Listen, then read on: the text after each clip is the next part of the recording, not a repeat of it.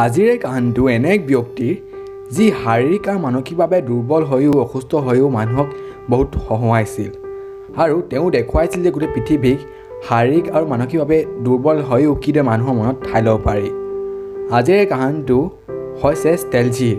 ষ্টেলজিৰ জন্ম 10 ছেপ্টেম্বৰ 1901 চনত আমেৰিকাৰ ব্ৰক্স চহৰত হৈছিল আৰু তেতিয়া তেওঁৰ নামটো আছিল চাইমন মেটছ। আৰু সময় সলনি হোৱাৰ লগে লগে তেওঁ দেখাই গ'ল যে তেওঁ মাইক্ৰ'চেৰেব্ৰিন নামৰ এজা বেমাৰৰ পৰা ভুগি আছিল, য'ত এইদৰে ভোগা মানুহক জজ, ৰেড পিপল আৰু পইণ্ট হেণ্ড বুলি কোৱা হয়। এনে ৰোগত মানুহৰ দেহৰ মুখ সামান্য ধৰণে বৃদ্ধি হয়, কিন্তু তেওঁলোকৰ মূৰৰ পিছফালে অৰ্থাৎ মস্তিষ্ক থকা ঠাই বহু কমভাৱে বৃদ্ধি হয় বা বৃদ্ধি নহয় বুলিও ক'ব পাৰি।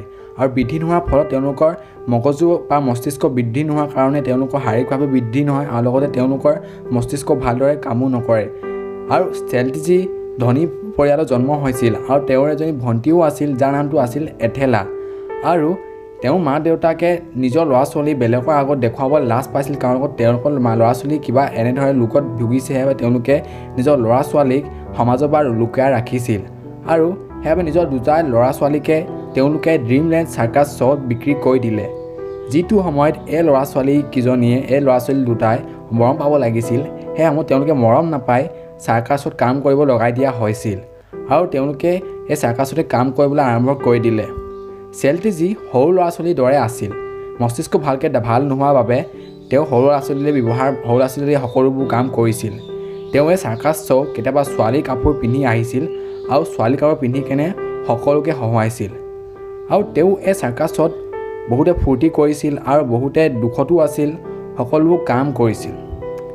এই চাৰ্কাছ শ্ব'ত তেওঁ ছোৱালী কাপোৰ যি ট্ৰেইনাৰ আছিল তেওঁ ষ্টেলজিক তুলি ল'লে আৰু জৰ্জে মৰাৰ সময়লৈকে অন্তিম সময়লৈকে ষ্টেলজিক নিজৰ লগত ৰাখিলে আৰু ভালদৰে চোৱা চিতা কৰিলে। কিন্তু সেই জৰ্জৰ মৃত্যু হোৱাৰ পিছত ষ্টেলজি অকলশৰীয়া হৈ গ'ল। 1964 চনৰ পিছত জৰ্জৰ মৃত্যু হোৱাৰ পিছত জৰ্জৰ জীয়েকে ষ্টেলজিক নিজৰ লগত ৰখাৰ পৰা মনা কৰিলে আৰু ষ্টেলজিক জৰ্জৰ জীয়েকে তাৰে লছ এঞ্জেলিছৰ এটা পাগলখানাত ভৰ্তি কৰি দিলে। আৰু সেই পাগলখানাতে ষ্টেলজিয়ে 3 বছৰলৈকে সেই পাগলখানাতে থাকিলে। আৰু চাৰ্কাছৰ দিনবোৰ, চাৰ্কাছত কৰা কামবোৰ সকলোবোৰ কথা মনত কৰি ষ্টেলজিয়ে অলপ আনন্দ অনুভৱ কৰিছিল। আৰু ষ্টেলজিক চাৰ্কাছত কাম কৰাৰ বাবে বহুতো প্ৰসিদ্ধ কাম কৰি শেষত লছ এঞ্জেলিছৰ পৰা ৰিটায়াৰ লৈ কেনে ৰিটায়াৰমেণ্টৰ দিনাখনো তেওঁ মানুহক খুব হহুৱালে আৰু নিজৰ মৰম লগা সকলোবোৰ বস্তু দেখুৱাই তেওঁ মানুহক খুব হহুৱালে আৰু মানুহৰ মনত ভালদৰে নিজকে চিন ৰাখি গ'ল। আৰু তেওঁ নিজৰ সকলো প্ৰদৰ্শনত তেওঁ নিজৰ মৰম লগা মুখ, তেওঁ নিজৰ মৰম লগা সকলো ব্যৱহাৰ পাতি দেখুৱাই মানুহৰ নিজৰ মনত ঠাই ল'বলৈ মান্তি কৰি লয়। 1971 চনত ষ্টেলজি 70 বছৰ বয়সত মৃত্যু হ'ল।